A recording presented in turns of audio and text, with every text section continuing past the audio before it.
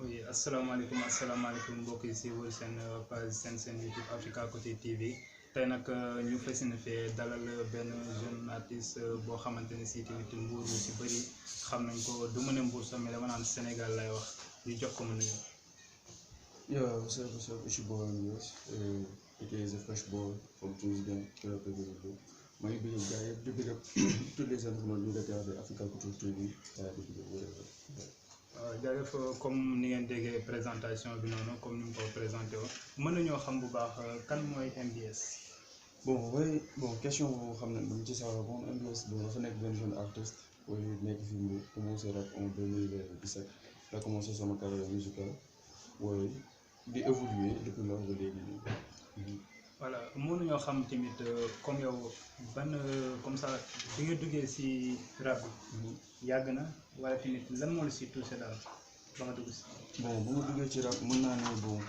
yàgg na yàggul parce que 2017 septembre 2017 laa def sama premier son je me rappelle laa def sama premier son lu mel sama xol la tudd après ma def son boobu noonu après depuis loolu ñu commencé di évoluer def pas mal de tournées ak niveau bi ak daara bi ba si 2020 bi bon ça peut faire 3 ans je pense.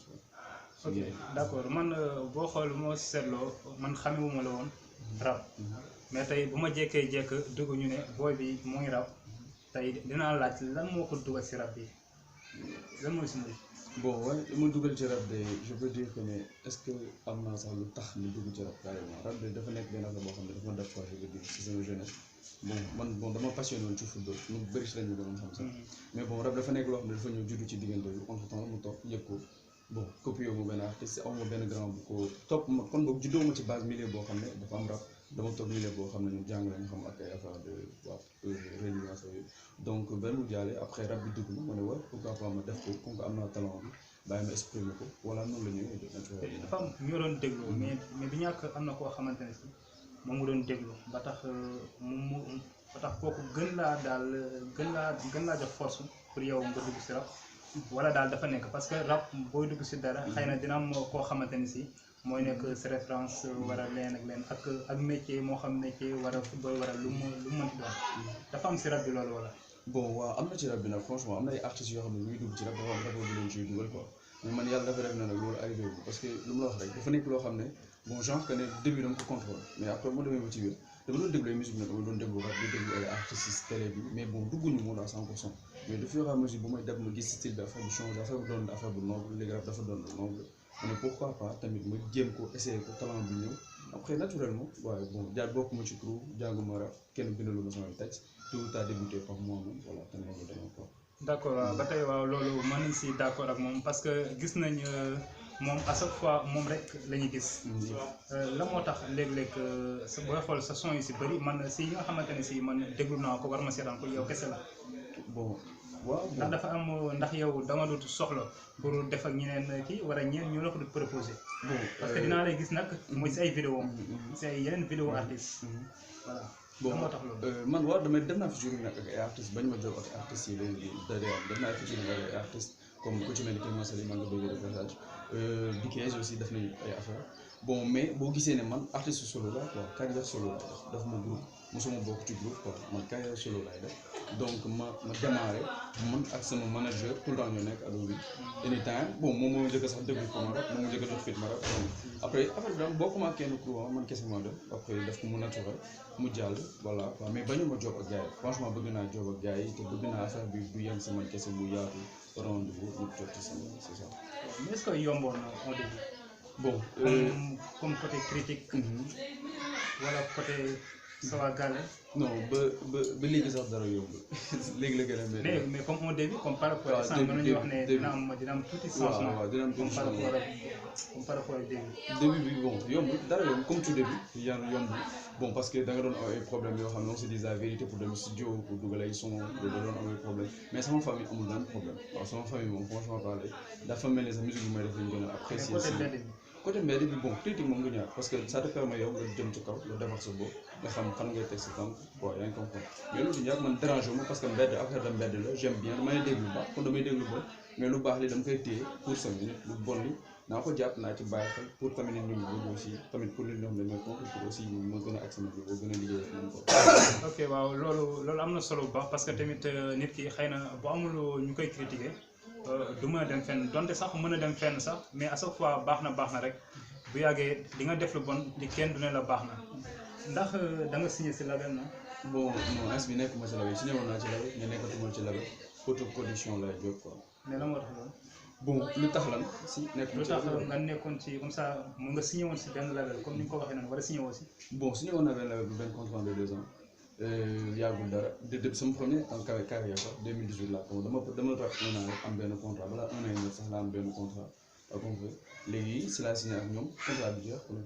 c'est ça. loolu mais lan est-ce que mënuñu woon a gën a renouveler contrat bi. bon wala yow li ñu doon yaakaar si yow. moom lañ gisul wala yow li nga doon yaakaar si studio boobu noonu moom nga gisul. donc du man quoi parce que man bon mënoo nekk ne producteur nga li nga yaakaar si man gisoo ko loolu mënul nekk boo investir ci man da ngay am ay biir c'est sûr mais man personnellement li ma yaakaar si yenn label su ma ko gisul dama dem sama tant que su ma bëgg sama job gën a aj ci ko raison pour laquelle ñu génn foofu quoi. mais mën nañoo xam label boobu ban la. Def Connection. Def Connection voilà parce que tamit naroon naa ñëw si question boobu xëy na tamit dinañ si gën a ñëwaat si deuxième partie bi mais dama seetlu rapport yu bëri fii nii Mbour du ma ne sax ne ñëpp parce que dama naan ñu bëri soit que ñoo ngi dem Def Connection wala 3D Record ndax laaj naa ko korok am ku ma ko laaj korok ñaari studio yooyu ñoo studio yi ëpp doole Mbour wala ñoo studio yi dàq yu gën a personnalisé daal ci seen liggéey Mbour ba tax na rapport yu bëri dañuy songu ñaari studio yooyu noonu. te booy xool tamit Def Connection tamit bëri na fii ay boo yoo xamante ne fii ñu bëri si foofu lañ débuté. bon Def Connection du ma ne ak 3D Record ñoo daak liggéey Mbour loolu du ma ko yare label yu fi nekk yu mën liggéey aussi mais bon yàlla dafay def ne donc dafa am ñoo xam ne liggéey ak ñoom day da nga koy am yëg-yëg bi quoi en fait parce que quoi qu'on puisse dire Def Connection bon dañuy jox qualité macha allah dañu mën a liggéey qualité te man dafa nekk liggéey nañ ma qualité 3D Record aussi dañuy jox qualité donc liggéeykat lañ donc fii ku fi liggéey rek gars yi ñoo ci man dama gis ne dañoo liggéey lu nice gars yi fil ko dem suñu mais bon je peux pas dire que ni kii mooy le meilleur wala ils sont les meilleurs y a des labels ici te voilà dañ leen war a song mais ku ci job qualité rek après gars yi fekk si parce que man gis naa nga def benn son dama foogoon sax da nga signé foofu. fan si mooy 3D non 3D moom si ñoom fa quoi si juste que son la rek waaw son la rek la épisode dañoo sekk jàmm après ma am envie def fa benn son pour au moins tamit xam nga ñëwaat Mbour defaat benn affaire ñu dem fa ñu liggéey comme jeex c'est ça. mooy Def Connection doon jënd. Def Connection dara lu mu la waxoon rek Def Connection moom contrat bee jeex après ku nekk la c'est ça. baax na dinañ si ñëwaat si deuxième partie bi tamit kon du ñu mën a lenn lu dul dem seetaan sa benn vidéo war a ñu dem seetaan ñi nga xamante ne si ñoo koy interview soit que ay gaayinam ba si ménagère am ñu dem si ménagère am xool lenn loo xamante ne si xëy na moom am na lu mu seq ak moom si wàllu job bi wala leneen ak leneen ñëwaat jaajëf gars yi yéen a ngi seetaan seen YouTube Africa Copy TV si kanam. moom mooy ménagère MBS ménagère yomb na wala yombul. oui salaamaaleykum maa ngi nuyu ñëpp si booy ak Kalakoy Production from Brésil. mais booy bëri na dosé de. oui booy du ma jege tuuti ngeen wala bokk. non ok. ok maa ngi nuyu ñëpp tamit di ziar ñëpp tamit xam nga mooy loolu mais ménager moom yombul liggéey la boo xam ne moom yombul quoi personnellement. mais lan moo tax yomb na yombul maam yomb bi mooy lan. yomb bi. daanaka sax mun naa wax ne yomb amu si. liggéey bi moom presque yomb amu si parce que tey artiste tey bu bindee lu muy bind teg lu muy teg lépp fu mu war a dugg tey son fu mu war a jaar lépp ménager boo koy waral. contrat bu mënti am pour label bu mënti am ménager boo koy waral. te aussi que échec bu si am rek. te ménager bi la ñuy wax. kon daanaka à part artiste bi moom ménager bi mooy gérer lépp loolu la quoi. ménager bi xanaa moo gën a sonn artiste bi. fuuf. mais artiste yi moom mooy bind. waaw artiste bi war a léeg-léeg ménager day bind jox. non man moom personnellement artiste moom wóolu naa ko moom mooy bind. day bind jox ma mais man loo si gis man ko lii buñ ci yokk ñu yokk buñ ci wàññi si mais à part bi loolu moom mooy gérer na ko moom quoi. léeg-léeg du def comme mu am benn contrat boo xamante ne si daf koy signé war mu engagé loo xam ne si yëgoo ko loolu moom mënut a ñàkk wala. non jamais. non loolu day am. non loolu day am. ñun dañuy joobee kenn lu muy mënti def da koy wax moom surtout moom lu mu mënti def même bu dee xat-xat la sax même ci par exemple ci interview bi lu mu mënti am dañ may woo moom lu def jël benn décision boo xam ne waxuma quoi personnellement. ok waaw parce que loolu tamit mën naa see d'accord tamit si benn côté parce que léeg-léeg ma gis bu waree dem Dakar wala un pays dama gis à chaque fois da ngeen di ànd si bëri si côté esthétique xaw ma nag yéenay ànd xaw ma nu ko demee noonu daal te xam naa tamit yéenay ànd waaw ñooy ànd mais ànd bi dañ koy teg fële liggéey bi dañ koy def ni mu waree parce que bu ñu waree dem Dakar tamit maa war a assister maa war a xam fi ñu dem ak fi ñu war a dem tey bu ma nee suba dañuy dugg Dakar ma ne waaw ok amul benn problème suba dañuy dugg bu ñu demee gérer li ñuy gérer waaw loolu suñu job la waaw loolu moom kese du dem. label bi nga nekk Dakar yow yaa dox loolu wala moom moo dox ba lijjanti loolu noonu. non label bi nekk Dakar moom moo ko gis proposé ma ko après ma wax ak gars bi accordé ko. mais fekk na borom avant mu la koy proposé boobu fekk na daa mel ne mu tënk li muy tënk ba pare. non non dégg nga chaque jour wax la ko nee naa la chaque fois. non pour nit ñi xam booy bi waxtaan na ba pare. tënk li muy tënk ñëw yeggee la ko. waxal rek non booy moom du tënk. waxtaan li muy wax loolu nit la nit moo mel noonu tey Moussa yow da ngay tënk li ngay tënk ba pare ñëw jox ma wax du dëgg tey moom mën na tënk li muy tënk mais tënk bi balaa fenn muy jéegaane feneen si man lay ñëw leer na. kuy signé léegi bu demee léegi bu ngeen bu signé 11 jours ñëw. ñaanuñu ko yàlla. yéen ñaar ngeen am benn jafe-jafe. examen ñaanuñu ko yàlla. mais bay na fa ay rapport de. xam nga tax non 11 jours ñëw rek mu am xaalis xam nga. xam nga tax non non dëgg rek fii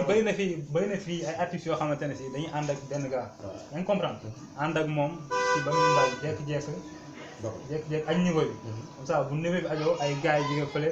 voilà ak tamit xëy na tamit mënut a ñàkk tamit après. waaw dëgg la voilà xëy na mënut a ñàkk tamit après xëy na mën na njëkk benn waaye jóge Dakar na ko booy bëgg naa kat sa plan de carrière lii ak lii réseau lii ak lii boobaa yow da nga assumé rek bàyyi ko mu gérer ak keneen. boobaa moom da lay romb fii la tàllal loxo. d'accord fekk ne yow yaa géré woon lépp noonu. d'accord moo tax ma ne la moo tax ma ñëw ci sama question ne la est-ce que tamit un jour bu demee ba ngeen am benn jafe-jafe après tomateeg moom contrat boobu signé woon na ko pare. da ngay dem pour kiiwaat contrat boobu noonu. non déedéet. pour yàq ko. non du ma ko yàq personnellement wax la leen si moom personnellement. nekkul artiste boo xam ne tey boo gisee ay nit di ànd. nekk si milieu showbiz ànd. jékki-jékki taaxalu ko. dafa fekk ne ay intérêt lañ doon àndal intérêt mais maanaam ànduñu intérêt. dëgg la te tamit rab boolewuñu lu mu wax à chaque fois dañoo ñëw ànd bi am rab bi ñëw judd si ñun ñu def ko kon lu mu mënti def ci rab bi. muy signature contrat lu mu mënti doon lu mu mënti doon daal ma xamal la tey bu yàlla dogaloon tamit mu def nii moom sama dignité dama koy resté moom tamit am na fulla boo xam ne tey jii nii dignité da koy resté mais kenn ku nekk xam na ni nga xam ànd la quoi loolu ñoo ko seet quoi. waaw loolu moom am na solo bu baax parce que booy xool am na benn émission bu amoon rajo maa ngi woote foofu noonu di ko expliquer ne ko da ngay fexe rek ba ñi nga àndal tey àdduna bu mu neex war mu naqari ba tey nga dem bàyyi leen parce que tamit bëri na fi quoi bëri na fi tamit ok moom à chaque fois boo seetloo ci ay waxam buy wax du fàtte ñu nekk si ginnaaw te toujours nit kiy wax te du fàtte ginnaaw rek à chaque fois fu mu mënti toll loolu du ko tiital nit ki succès mën na la tiital succès bu la tiital nag doo xam ñu nekk si ginnaaw non man boo ko doon conseillé tey mu gën a dal gën a teey xam ne affaire bi loolu la xëccu rek da koy xëccu aussi tamit am na talent bi am na capacité bi am na fit bi lu mu mënul si rab bi amul te aussi que tamit da ciy nekk di si recherche chaque jour xam nga nit fu ngay toog sax xam-xam chaque jour boo koy def bul di bàyyi dara virgule bu ko bàyyi moom du bàyyi virgule ni nga ko gisee mu toog bu pare ci téléphone la nekk day gën a gëstu hip hop bi si niveau temps lu si buntu xew lu bees da koy indi looloo tax talent dafay différent ak ñeneen ñi quoi. d'accord am na question bu grave bu ma koy laaj nag après. léegi si deuxième partie bi ginnaaw bañ dégloo ménagère am mu wax tamit ay kàddu yu am solo bu baax a baax tey par exemple tey ma laaj lay yàgg sa ménagère léeg-léeg du ngeen discuter si lenn loo xamante ne si yow ba nga ko teg moom mën na la nii ak nii war loolu léeg-léeg doon. waaw loolu day am si job loolu day am si liggéey quoi day am si liggéey yàgg sa manager des fois ngeen teg benn affaire nga ne ko lii laa bëgg a def après moom mu ñëw ne la non loolu mënul nekk parce que lii laa gis loolu day am ci liggéey moom demee noonu quoi mais après dañuy dem ba xool lu artiste yi gën a yëg aussi moom la ñuy def quoi parce que artiste yi moom day yëg bu yëgee rek après nga xaw a war a nangul quoi mooy loolu. d'accord am na solo mais métti na bien manager bi. waaw métti na manager moom métti na trop métti na pour nga yor liggéey boobu parce que yu bëri yaa koy def artiste bi génnee son la ci am yow yaay dugal son si plateforme yi yow yaa koy dugal télé rajo yaay li jënd émission donc loolu yomb quoi. job bu métti la. voilà moom tamit ñu koy jaajëfal bu baax a baax mës nga bokk say compétition. bon waaw bokk naa ci compétition kay bokk naa si 2 compétitions fii Mbour waaw bokk naa si. amoon na compétition Lot of Daj amoon waa Mbour talent Petite Côte. aussi bokkoon naa ci si septembre bi passé je pense. yow da nga ko jëloon wala. non ben kii laa jëloon rek bu njëkk bi bu ma njëkk a wax laa jëloon Lot of Daj boobu grand jury moo ko organisé woon maa ngi koy bëgg de passage après ñu jël ko après mu des Mbour talent Petite Côte après ñu dem waa yàlla def ñu jëluñu ko mooy loolu moom quoi. ok mais damay dégg sa benn son nga si wax ne dañ la sàcc si finale compétition bi. waaw bon waaw loolu rap la te aussi tamit c'est la réalité parce que ñu fa nekkoon xam nañ ñu fa dem mais du ma ne ku ko gagné tamit mérité wu ko peut-être chanson la mais bon bu ñu ko tegoon ci cadre hip hop cadre présence scénique cadre rap cadre lépp lu ñu ko def xam nga MBS jël na ko loolu. non mais est-ce que yow par exemple yow benn bi nga jëloon compétition bi nga jëloon est-ce que tamit amul ñoo xamante ne si nekkoon nañ si compétition bu am talent comme talent bu weesu bi nga am wala talent bu méngoog bi nga am boo xam ne ñoom jëluñu ko est-ce que yow boo comparé foofu doo jàpp ne kon ne. loolu la mënoon demee dafa dàq rek wala leneen ak leneen.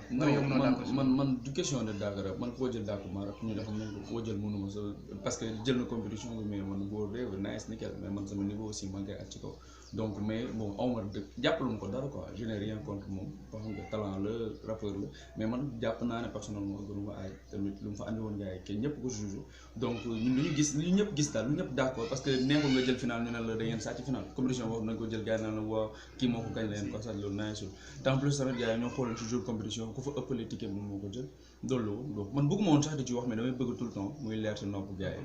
yi di ci comprendre quoi xam ne carrément que compétition bi ñu fa demoon xam nañ ni mu fa demee mais bon comme que yàlla loolu la dogal nga ne la su mais yàqul dara daf ñoo gën a yokk ko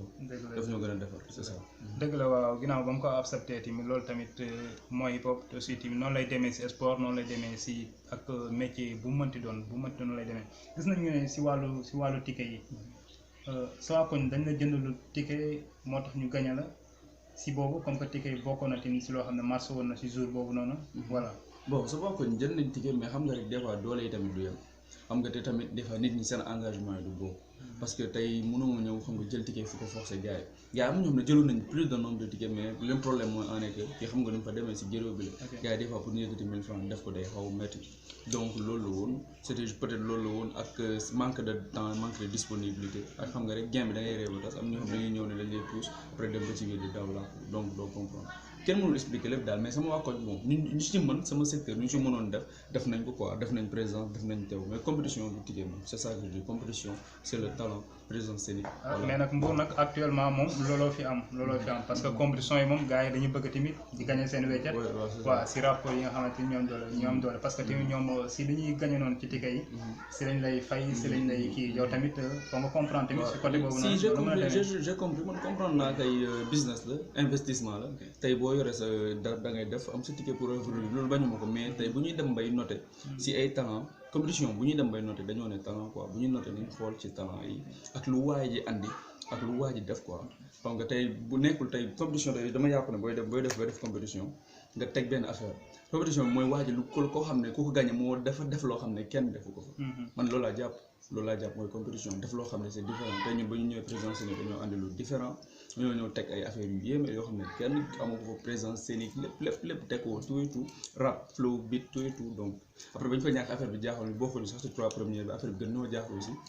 moo tax nag ñu gisee ko moom mais du dara loolu kese la. waaw mais pour l'instant nii pare nga pour compétition bu amaatee fii nga bokk si wala. pour l'instant non wax dëgg fa yàlla compétition Mbour moom ça va quoi. lu ma wax rek non compétition Mbour moom est-ce que ça va parce que. je peux dire que comme ñu nama leen yaa 10 personnes instant bi ñu tànn 10 personnes. ci Mbour bi Mbour ñu door ñu benn compétition ñu ne ñii kat ñooy rapport yi nga xam ne gën nañ leen a ràññee Mbour. ñoom nañ defal compétition. mais pourquoi pas nga bokk si. bon bu fekkee dañoo ne rapport yi ñu gën a ràññee Mbour compétition bi tamit ça dépend ci fonction ñu koy teg man bu ay compétition jaay ticket nekkatuma ci yooyu. dañ comprendre compétition bu gën a mag gars yi Sénégal 5 millions lañ teg te déggoo ñu lay jaayoo ticket da ngay ñëw sa public ngay andi. mais nag ñoom dañoo am ay moyens. waaw mais d'accord kon nag dañoo am ay moyens donc ñun tamit dañuy dem ci loo xam ne c'est plus avantageux. c'est plus avantageux mënu ma jaay 10 tickets presque man bu ma jaayee plus de 200 000 après retour bi lu may gagné ñaata la benn 300 000 donc man maa génnee man maa ci perte. xam nga loolu arrangé wul man talent daal laa bëgg gars yi jiital mais ainsi bu ñu ñëwoon compétition Mbour ça dépend ci lu ñu teg mais man artistiquement ak sama staff bon xoolatuñu ay compétition Mbour parce que ñun dañoo bëgg jëlee niveau bi drapeau Mbour lañ bëgg a yóbbu ci biti def foofu ay compétition représenter Mbour mais pas de représenter secteur kese d'accord mooy loolu. d'accord ba ñëwee si côté boobu tamit leer na comme ñu si bëggoon a xam tamit leneen ak leneen mais instant bi yow am na ñu la dàq rab na. man non gisuma ko ma daa garab loolu lan moo tax fii amul sax yow gars yi nekk ci kaw sax gars yi nekk 2000 wala 2007 wala gars yi nekk ci kaw gars yi nekk ci seen kaw première vidéo am na si ñoo xam ne 2010 waaw franchement am na mais gars yi nekk sax ci kaw laa lay wax wóor na yàlla mënuñu loolu xalaatuñ ko sax dégg boo ci dafa dof non gars yi vidéo yi ñu def defoo ko ba si son yi ba si yenn invitation comme international comme ni ma ko mën a non xam nga es bi dañoo wax ci mënu rap mais ba léegi wax guñu si plan de carrière nit ki xam nga wax guñu sa plan carrière li ma def ak li ma jotut a def mais dama wax ci côté rap quoi écriture punchline flow xel quoi lyrics foofu laay mais mu waxaguma ci ay li ñu ma njëkk a def parce que ñoo ma ci jiitu normal ñu am yenn tuuri par rapport ak man mais bu ñu demee ci rap wu réew booy bi day lekk c'est sûr koo fi taxawal daal nga jàpp ne yow oui man xool ma sax fii ay Mbour fii xool ma fii ku bay Mbour aw tiitu ma ci dara parce que Mbour je me suis dit que ne waaye mënoo fay génne booy bu gën a feebar donc man je parle ci gars yi nekk ci kaw ñoo tax may wax. naka ngay dundee léeg-léeg comme ça sa koñ. bon sama koñ ni nga naaj sax changé wul dara chaque jour may génn si gars yi di toog di waxtaan ak gars yi di dem football terrain di entraîner di romb ça va yàqul dara de noonu laay mel te noonu laay mos a mel bu ma demoon tamit ba am yenn buzz yi tamit wala benn succès bi noonu laay mos a mel. lan mooy projet bi comme par rapport yaa ngi jóge Mbour si ñaari label yi nga xam ne benn bi yaa ngi fa dem def sa benn son parce que tamit xëy na ki fa nekk peut-être sa gaañ la waaw nga dem defar ko benn affaire nice na quoi voilà tey par exemple tey naka nga mën a dundee tamit ak label yooyu tamit te yow yaa ngi Dakar fa ngay defee say son bon wooy nag ni nga yàqul dara non comme côté comme si benn côté ñoom dañuy jàpp ne daf ñu xeeb dem beneen studio wala yow doo jéem a ñoom dañ jéem la xoolee la benn bët boobu noonu. non loolu dama yaakaar ne xelu ku feebar la rek ko boo yoree xel boo xam ne doo xalaat rek ngay jàppee ne nit xeeb man xeebuma kenn tey bu ma xeeboon studio bu du fa dem ba fay job particulièrement yenn studio yi te ak niveau bii may nekk di job lu mu fa dem donc mais juste que dafa am yenn son yoo xam ne dafa am studio yu la ko mën a jox. incomprendre dafa am son yoo xam ne qualité bi nga bëgg franchement parler yëguma ko si yenn studio yi moo tax may jëm si yenn studio pour am qualité bu gën a fort yenn qualité yi loolu kese la du leneen mais du question de dara du question de studio bi Dakar studio bu nekk Dakar def musique la def musique waaw def musique la ndax am na ay gars yu ñoo xamante ne si yow nit ñi mën nañ leen a dégg fii nii mën nañ leen a dégg fii comme ràññee leen si label boobu waaw li tax nga jóge fii ñu fa nekk mooy ñu nekk ci label boobu voilà bon waaw label lu jàmbur label lu One Lyrical la ak équipe yow gars yi xam nañ ne ñoom ñoo ko nekk ñoom moom studio bi waaw ok déglu nañ ko bu baax am na solo bu baax si côté question yi ak lépp loo xamante ne si tegal nañ ko rek moom accepté na ko te aussi tamit ñoo ngi ko koy jaajëfal bu baax a baax a baax a baax tey sa ménagère yaa ko forcé ménagère wala loolu un début la woon non manager moom forcé moo ko parce que de manager sax juste dafa ñëw rek naturellement manager dañ koy wax ci tournée rek bon ci tour la nii ins bi mais bon nekkul loo xam ne dama ñëw ne ko booy yaay doon sama manager wala booy nii juste que dafa ñëw naturellement mag moom ñoo toon ànd tout le temps di toog ba may njëkk a toog ndax dama bëgg a rap moo ma njëkk a déglu mais fit donc lu ñuy def mooy doon sama manager noonu la dema mais nekkuñu dañoo dafa def formation professionnelle peut-être non non parce que ba nii ñu ngi koy gérer gars yi yor ay manager professionnel sax daa ko ñu ñoo gérer donc sant yàlla parce que ñun ñëpp dañuy matalante te ñun kenn su ñun rap boolewuñu kenn demul jàngi rap kenn demul jàngi manager dañoo toog daje ba ñu dajee yàlla def ñu ñëpp ñu booloo xam nga rab bi fekk suñu après ñu comprendre rente mu ñëw taxaw ma man tamit mën na ko yee bureau bu may def lii laa la wax après mu dem ba tour ma ado manager daw ba jeex na ba egg si fii ok loolu am na solo bu baax parce que tamit nit ku nekk am na niveau parce que tamit ki doon xëccoo tey bu quartier en musique amee war a fuural am wala tamit ay comme école yi leneen ak leneen am ñu la si invité war a yow ngay dem di proposer invité tey tamit bu fekkee nit ki mooy ñëw tamit pour proposer la ko tey mën nañu changement loolu noonu lu mu lay def wala fu mu lay yóbbu. bu nit ki ñëwee quoi laaj. Fosco bu doon am tey. waaw dañuy gis ay rappeurs yi tim ñu si dem bëri rey seen bopp. ñoo doon dem pour mën a sax yéeg tour benn son rek ñëwaat. war a benn programme am si koñ. ñu dem rey seen bopp pour ñu bind leen ñu kii. loolu tey ak changement bi ak moment yi ñu nekk ni nga xam ne tey il faut que nit ki ñëw tey ne la ah bëgg naa kat nga ñëw nangam lu mu lay def. bon man bu ma gis nit moom bu yëkkatee tànkam ñëw ci man ne ma dama la soxla ak noo mënti mel man xeebaluma kenn dara. ak noo mënti mel quoi jàpp xeebaluma xooluma télé xooluma rajo xooluma ay milliards yi nga am mais boo amee respect ci man lu ëpp solo rek considéré ma jox ma respect weesul nga déplacé ba fekk ma fi ma nekk ni ma bro dama bëgg nga ñëw sama concert mais nag ci biir respect bi respect dafa am leneen parce que bu may déplacé wu boo ñëw sa concert artiste la si lay revenu parce que bu mu lay demee studio def son 15 000 ak clip bu 80 wala clip bu 100 000 wala clip bu 150 000 tegala ko si table bi nga gis loolu ba bëgg ma invité sa concert donc dafa am na ñuy liggéeyee danga ma ñëw ne ma ah bro bëgg naa nga ñëw sama concert ma ne la man lii laay ñëw après boo ma ko defee bu ko defee mu ñëw mais nag c'est une fierté nga déplacé wu fekk si loolu dem ci kontaan trop trop trop donc damay xam ne kon nit ñi considéré nañ ma te bëgg nañ li may def. ok dégg nañu bu baax nga ne clip bu 80 000 100 000 150 000 mos nga def clip bee bu 150. ndax mos na def 150 000. loolu bëgguma di wax sama non parce que xam nga tax bëgguma di wax. xam nga Sénégal dafa yéeme Sénégal dafa yéeme da ngay ñëw wax ne def naa clip bu 150 000 rek gars yi commencé yee booy bi kon mooy loolu. mais pourquoi pas parce que dip bu ne fay nañ ko concert million mu bañ. waaye leen a leen d'accord dip la pour c'est normal mais ins bi xam nga dama bëgg a yegg bëgguma ko gars yi teel waa kat mais daal en tout cas sama prochain clip bi di ñëw inchallah fan la yemagul sama prochain clip bi di ñëw man yàlla dafa maa jàppale nag ma dajeeg ñoo xam ne ndeysaan bañ may clipal bon méttiwul quoi dañoo ñëw ñu liggéey ko ndax amul ndax bëgg ak jàppalante mais sama prochain clip bi ñëw xaalis c'est de l'argent xaalis la moo waral toog fii egg na loolu ah léegi bi est-ce que weesu ko clip bu lan la ma ñam si fekkee dina mën a nekk clip bu rap comme bii mais xam nga rek niveau bi looy gën di dem day gën a laaj lu kawe donc dañuy teg lu gën a diis loolu waaye donc loolu jege na ko borom ko sax financement bi déplacement xëy na non man de clip bi laa bëgg a xam man xaalis mais ba léegi nanguñu bon en tout cas xam nga rek gars yi nga bëri na daal tombé li nga contrebanque boobu la sans jëm kaw sans jëm kaw la waaye ak sans compter li ngay fay producteur ku lay produire sans compter li ngay habillé sans compter placement bi sans compter déplacement bi mooy loolu donc day xaw a cher quoi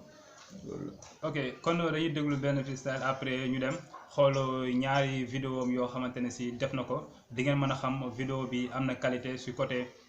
financement bi muy wax ak si côté team image yi ak nit ñi nga xamante ne ñoo ngi si biir vidéo bi ak waa koñom ak ñëpp léegi dañuy déglu benn le temps que léegi ñuy dem xool ñaari vidéo yi ñëwaat. yow nga yéen ngeen dégg booy bi MBS da koy teg changé ñëpp ubbi leen seen kanam ne nga maa ngi nii taxaw di la filmer moo tax gisoo kenn ko visé la may teg MBS bokk la booy bind teg si ñëw di ko teg damay tim ay caméra di door ay punch yu xaay ni nga man bul ma nuyu bul ma ne ma aay man maa ngi nii di teg MBS yuuxu booy bi daa aay maa ngi Moussa bi ñoo la jàpp di la Moussa tox ay chicha saxaara njëm bi ñoo ko yëngal bul ma topp bu may topp di daanu MBS dëgg yëngal ci biir gem bi wax ma kuy téye daaw ba ren maa ngi fi nekk di yëngal ku may daaneel man na guy gi ci gem bi maa sam bopp ku ma mën a MBS kenn la kenn du takk moom ay monet minerie si gem bi laa rey de gis ma ku may téye waaw violet de du couleur bu vert ak jaune MBS moo koy yëngal rey sa après rek to nee na léegi ñu dem xool ñaari vidéo am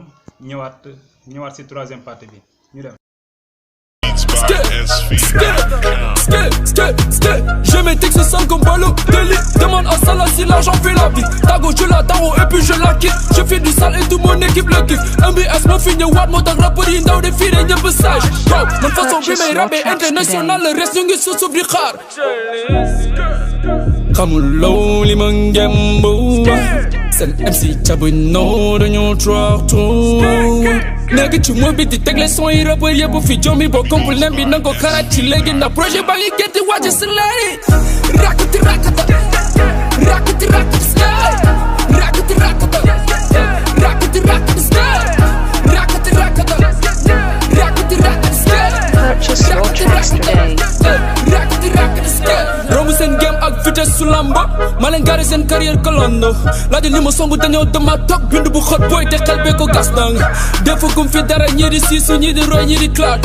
sa xol bu jeexee xel bi amul dara loolu si yow la wala si man à vrai dire 2018 révélation bu bees ndax maa fi génne ab style bu bees maa ngi à l'aise di leen ci perturbé troisième baram fëgg seen carrière si yéen wax ji bëri mais je ruine tout ce qu'ils ont sa bopp rappeur avec des coups de pilon ñu dàq donc vision de coureur de j'y pense à rap des KO j'ai des millions de boulons xamuloo li ma ngembo seen MC tabuy noo dañoo trotto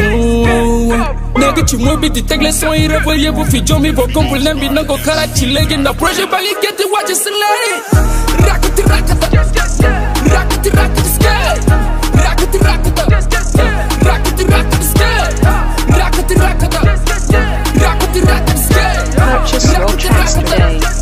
rakati rakati skay je bois un say club hold on my nigga time is up to change the game and good on style but you stay believe yourself like me cause I'm the rocket I'm the best so look at the shit my nigga look at the shit my nigga succès la ngeen boo te tuuru ma deret bëri flow ama style sa MC bu ñangal na derek sa flow bi Shakira moo tax ma lay piqué MB ak lu tax rap ga seen bokko seeni mbooloo noo da ngeen na niro rappeur buñ fi ne yaa fi dàkk rap nga yenn sa bopp ba mujjee fi ngiro xamuloo li ma ngembo seen MC tabuy noo dañoo trotto nekk ci mooy bi di tegle son yi rappeur yëpp fi jommi boo kompul nen bi nanga ko kalaat ci léegi ndax projet ba ngi gerte wàcc si leeri rakati rakata rakati rakati skay rakati rakata rakati rakati skay rakati rakata rakati rakati skay Purchase your tracks today. rakati rakati skay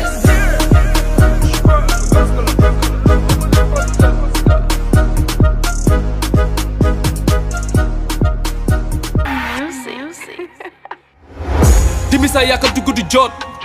jox ma deret bul ma may ndox li ma jox moo ëpp lim la jox te lim la jox tax nga yuxu MB ak fort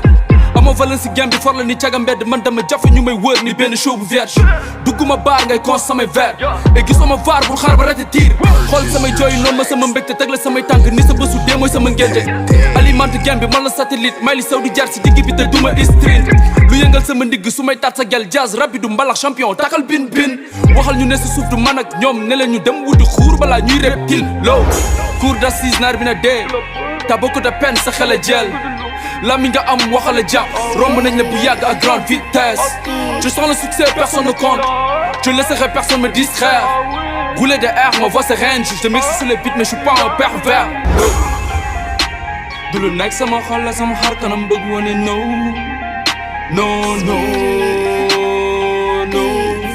li dafa lëndëm ñu ma bëggoon ren di léegi ñoo ma jege di ma jëlal baat taluma leen non man taluma leen non man taluma leen yow non man taluma leen yow taluma leen non man taluma leen non man taluma leen yow non man taluma leen ku dëgg yuuxu di nga fàtte say nopp hip hop bi nga yenu laa téye samay loxo di dox yàgg bawul dara fayil caché taxul nga tedd ni kiriku yoruma dara ñi ma yaakaar a bëri yaakaar du tax si ku jàpp dama yaakaar si moom faloo ma mbedd fal ma si pes su la méttee nga dee bu si mësi jàpp teel ma say loxo soxla ma sa soutien xanaa sa bësu gel one more time tëddee sa xel force dinaa biiral sa mind yaa bànk si xel tax mosoo jot ay chèque niveau bi yéeg mais asamaan no mënoo ma sut du métti ñu bàyyi def yaay dinañ xaati bu yàgg rap sa life te boobu léegi yoroo sa bàyyi bu liggéeyul perte ay guddi maa ngi tëddee ay texte ngir jur succès ñu bañu gis ñëwaat di teg rele ne parti jël sa ruboy jiñ la coupable low du lu nekk sama xol la sama xar kanam bëgg wane no